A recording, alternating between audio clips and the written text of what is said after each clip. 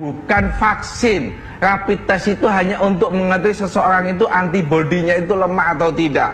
Lagi, bagaimana ekonomi ini bisa pulih kalau modelnya diperberat seperti ini, dibikin susah.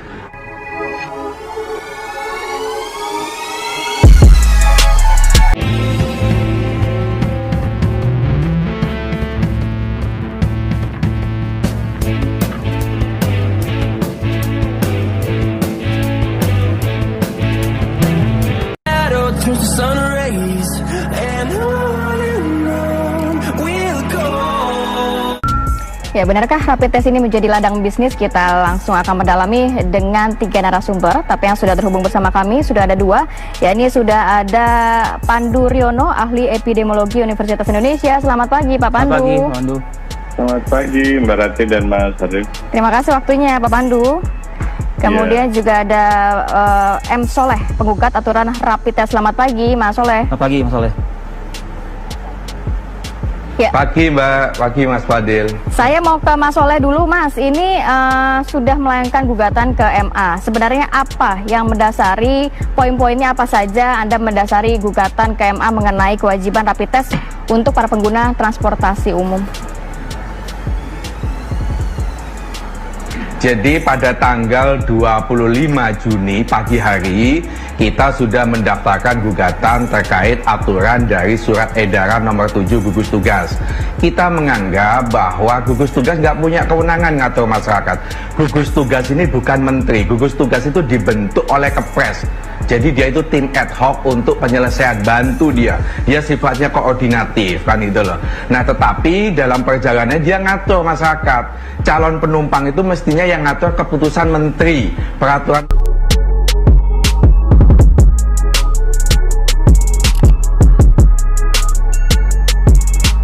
Menteri Perhubungan. Nah, peraturan Menteri Perhubungan nomor 18 berubah menjadi nomor 41. Calon penumpang nggak ada kewajiban rapid test, nggak ada kewajiban PCR. Yang diatur pakai masker, physical distancing, jaga jarak, kesehatan, ya, atau pakai cuci tangan, masuk bandara tes suhu. Itu peraturan Menteri Perhubungan. Keputusan Menteri Kesehatan tanggal 19 Juni juga begitu. Calon penumpang itu baik darat, udara, laut, yang diatur hanya pakai masker, physical distancing, tes suhu. Tapi menjadi aneh kalau gugus tugas tiba-tiba membuat aturan yang dia melompat, overlapping. Itu pekerjaannya Menteri Perhubungan, pekerjaannya Menteri Kesehatan, tiba-tiba gugus tugas ngatur. Yang anehnya lagi, semua bandara, semua stasiun itu patuhnya bukan sama Menteri Perhubungan, tapi sama gugus tugas. Nah, karena saya ini sudah 2 kali disuntik rapid test, maka saya berpikir yang dirugikan tidak hanya saya, tapi puluhan ribu setiap hari orang itu menggunakan jasa transportasi ini. Ketika saya di Jakarta, ada orang mengaku ke saya sudah 6 kali mas suntik itu. Dan juga suntik ini berbiaya mahal. Saya 2 kali 300.000, yang kedua 350. Ada seorang ibu, suami plus anak itu kena 1.050.000. Saya tanya, ibu mau kemana? Ke NTT. Ini apa pesawat? Bukan kapal laut. Tiket berapa kapal laut? 312. Ini gila. Tiket lebih murah dibanding rapid test. Kan kasihan masyarakat kalau dibeginikan terus. Bahwa ini ada wabah corona berbahaya. Oke, iya kita paham itu. Tetapi jangan masyarakat itu diperberat. Ini orang ditakut-takuti sehingga karena berbiaya mahal, akhirnya orang nggak jadi berangkat keluar kota. Yang lebih aneh begini, Mas Fadil sama mbaknya ya. Kalau kita masuk bandara, kita dites suhu. Kalau tes suhu kita di atas 38, kita nggak bisa masuk bandara. Meskipun kita sudah membawa hasil rapid test. Yang menjadi pertanyaan, yang bisa menyebabkan kita masuk bandara itu rapid testnya atau tes suhunya. Menjadi tidak berguna rapid test suhu itu kalau kondisi kita sakit, kan itu. Kalau saya berandai-andai mungkin itu sebagai untuk pencegahan sudah tidak awal ada biaya saja mungkin, Mas Soleh.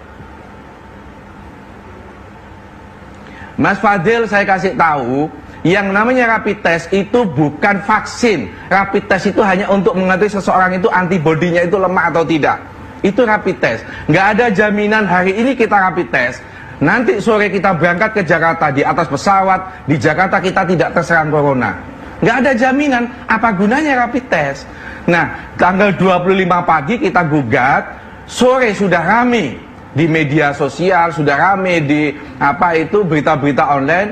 Besoknya tiba-tiba gugus tugas membuat aturan berubah. Karena kita gugat itu dari 3 hari jangka waktunya menjadi 14 hari. Nah, ini menurut kita butuhnya bukan berubah jangka waktu, tapi ini harus dicabut aturan ini karena ini merugikan masyarakat. Banyak keluhan, misalnya orang nggak bisa naik kapal laut, sudah kadung beli tiket nggak bisa masuk pelabuhan karena nggak punya bukti hasil rapid test. Misalnya lagi ada di pelabuhan Gilimanuk ini banyak keluhan juga. Sopir-sopir mengeluh karena harus mengeluarkan uang 250.000 iya, karena harus rapid test. Mas Soleh, ya, kalau melihat kan tadi Mas Soleh mengatakan sudah diperpanjang menjadi 14 hari, tapi Mas Soleh tetap menginginkan untuk dicabut.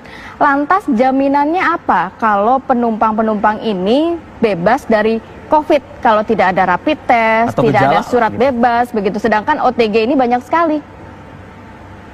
Loh, saya tadi kan mengatakan apa jaminannya saya hari ini rapid test, saya sudah naik bandara lolos, oke, besok lusa saya kena, rapid test itu masih berlaku loh, nggak ada jaminan juga, karena ini bukan vaksin, ini hanya untuk mendeteksi saat itu ketahuan antibodinya dia lemah. Orang yang reaktif hasilnya belum tentu dia kena corona, bisa jadi kena virus lain, influenza dan lain-lain. Jadi ini nggak ada jaminan, itu satu. Yang kedua, bukankah kita sudah dites suhu yang di atas 38 karena demam atau penyakit-penyakit yang lain, dia nggak bisa berangkat. Tes suhu ini menurut saya jauh lebih efektif dan tidak berbiaya, tidak merugikan konsumen. Itu satu. Ya, yang ketiga begini. Rapid test saya ini pagi itu hasilnya nggak bisa kita tunggu loh di rumah sakit, malam baru bisa keluar hasilnya. Artinya apa? Kita sebagai calon penumpang nggak bisa saat itu mau berangkat ke Jakarta, nggak bisa saat itu naik kereta, nggak bisa, baru besoknya. Jadi bukankah ini menurut saya mempersulit kita sebagai calon penumpang gitu loh. Kita tidak dipermudah sekarang. Saya naik pesawat aja kapasitas 160, yang naik nggak sampai 15 orang kok. Kalau di model kayak begini, orang malah nggak berangkat lagi. Bagaimana ekonomi ini bisa pulih kalau modelnya diperberat seperti ini, dibikin susah? Kembali lagi aja menurut saya, gugus tugas nggak punya hak untuk ngatur masyarakat. Dia hanya sebagai tim pengarah. Barulah Kementerian Perhubungan, Kementerian Kesehatan yang membuat aturan larangan itu, bukan gugus tugas. Yang Anda fokuskan ini gugus tugasnya atau rapid testnya? Ya, karena yang mengeluarkan aturan itu gugus tugas. Saya hanya membuat argumentasi ada dua tadi. Satu, dia nggak punya kewenangan. Sudah nggak punya kewenangan, aturannya menyusahkan masyarakat. Oke, baik. Saya ke epidemiolog Universitas Indonesia, Mas Pandu, Pak Pandu Riono. Ada komentar Anda soal keluh kesah yang dialami oleh sebagian masyarakat yang kemudian juga dirasakan oleh Mas Soleh tadi di Surabaya? Iya, sebenarnya rapid test yang untuk mendeteksi antibodi itu sangat tidak akurat.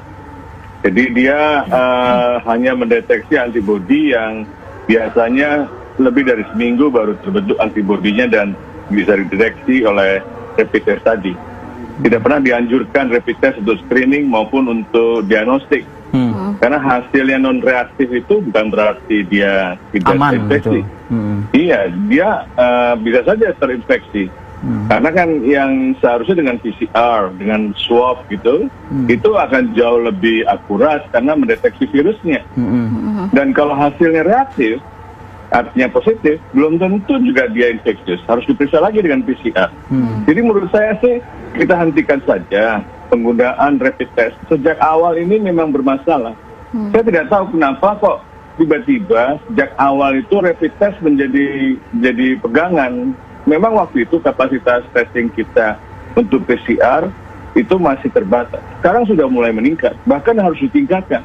Kita hentikan semua untuk rapid test.